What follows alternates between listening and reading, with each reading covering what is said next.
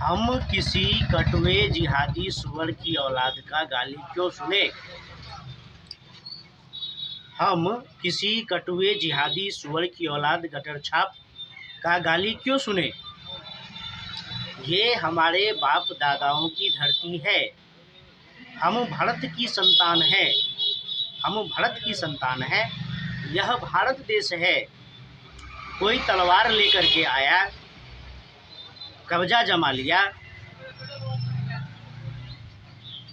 और कहता है कि यहाँ मेरा भी मोहल्ला है, मेरा भी घर है, हम कहाँ जाएंगे। तो ये तुम्हारी समस्या है ना। तुम्हारा रौब दाब हम क्यों झेले, तुम्हारी दादागिरी हम क्यों झेले, तुमसे हम गाली क्यों सुने। तुम काम करते हो गटर छाप वाली, तुम काम करते हो चोरी डकैती हत्या लूट बलात्कार जिहाद आतंकवाद और चाहते हो कि लोग तुमको भला मानुस कहे। तो कैसे हो सकता है। और मैं अपने घर में गरीब हूँ अमीर हूँ, इससे तुमको क्या बहस है। रामनवमी जुलूस पर पत्थरबाजी होती है, होली में हिंदुओं पर पत्थरबाजी होती है, कांवड़ यात्रा पर पत्थरबाजी होती है। आज पूरा का पूरा अमरनाथ यात्रा 50,000 सैनिकों की निगरानी में होता है। दंगे होते हैं, लव जिहाद होते हैं, थूक जिहाद मुत जिहाद होता है, भारत में गजवा हिंद की बातें होती है। तो वो तो मैं बोलूँगा ही। ये मेरा देश है, ये मेरा हिंदू धर्म है। कोई बाहर से आए तलवार लेकर के कब्जा कर लिया और वह भी कायदे में रहने के लिए तैयार नहीं है, तो मैं बोलता हूँ, मैं बोलूँगा। लेकिन तुम कौन होते हो सुअर की छाप गटर और छाप।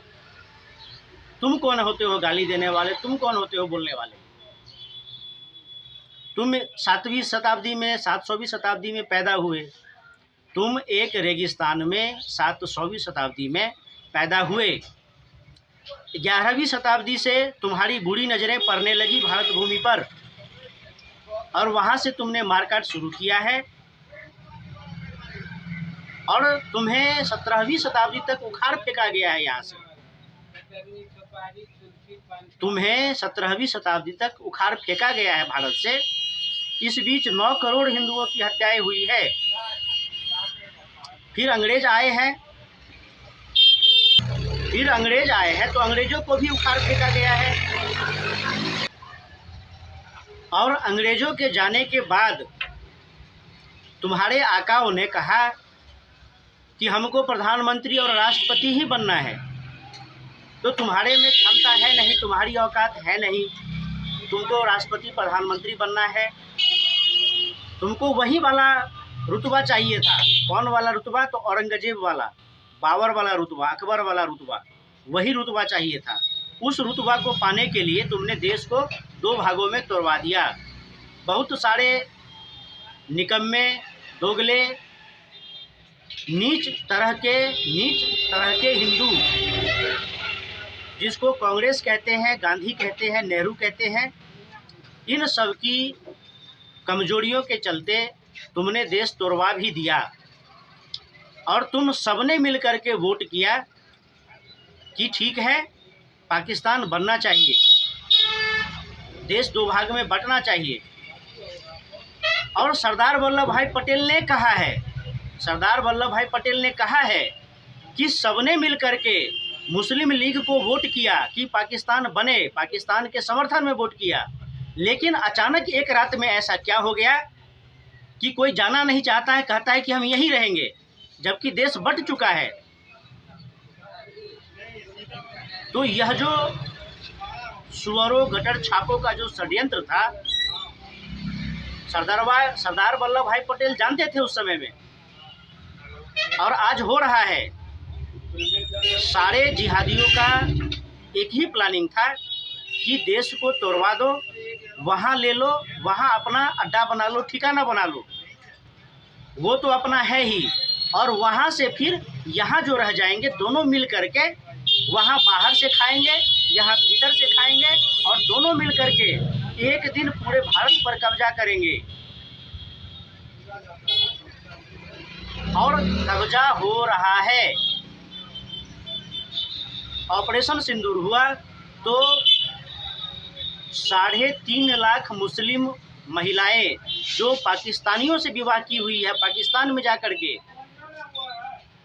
और वहाँ से गर्भवती होकर के भारत में आती है, यहाँ बच्चे पैदा करती है, और यहाँ उसका राशन कार्ड है, आधार कार्ड है, वोटिंग कार्ड है। उनके दोनों हाथ में लड्डू है, मज़े पाकिस्तान में लेती है, राशन भारत सरकार से लेती है। तो सीधी सीधी बात है कि आज अब्दुलों का हर जगह कब्जा है। सरकारी नौकरी, प्राइवेट नौकरी, मेन जगह, कहीं भी आप बाज़ार में चले जाइए, मेन फ्रंट पर आपको 4 मंजिली मस्जिद मिल जाएगी। हर गली मोहल्ले में आपको मस्जिद मिल जाएंगे।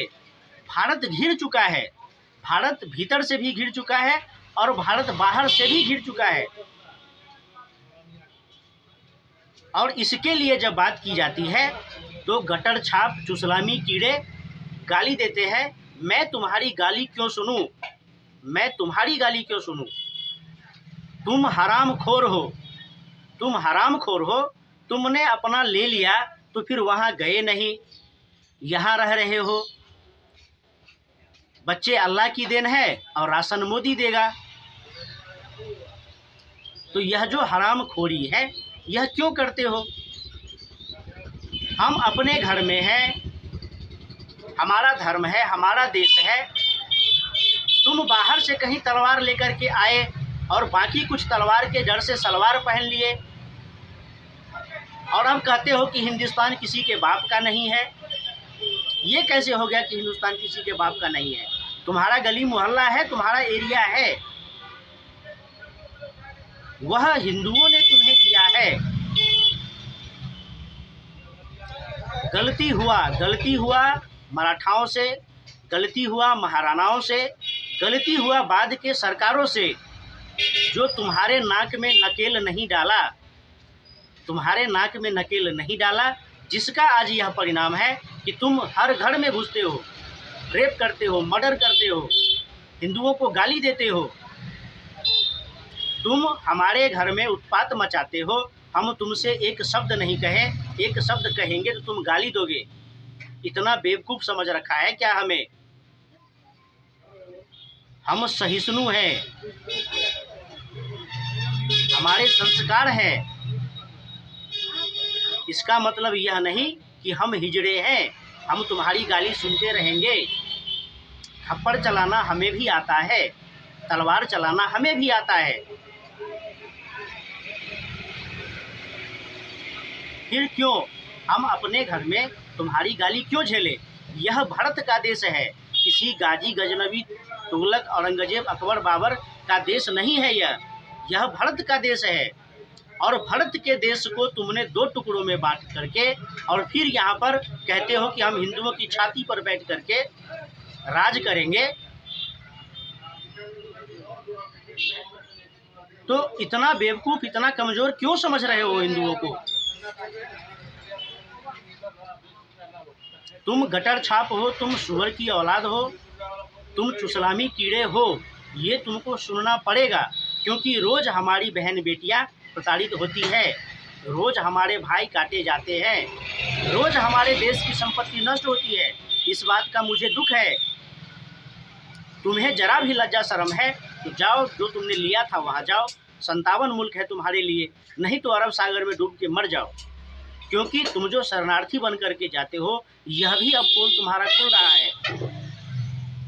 जो अच्छे होते हैं वह आतंकवादियों का साथ देते हैं, और जो बुरे हैं वह लोगों को मार काट करते हैं। अच्छा और बुरा मिल करके अपना काम कर रहे हैं, दुनिया को उल्लू बना रहे हैं। लेकिन दुनिया इतना उल्लू नहीं है। लोग देख रहे हैं इजराइल में क्या हो रहा है। पूरी दुनिया में तुम लात जूते खाते हो और तुम्हें जरा भी शर्म नहीं है। तुम मुझे गाली दे रहे हो। अपने गिरेबान में झांक कर देखो,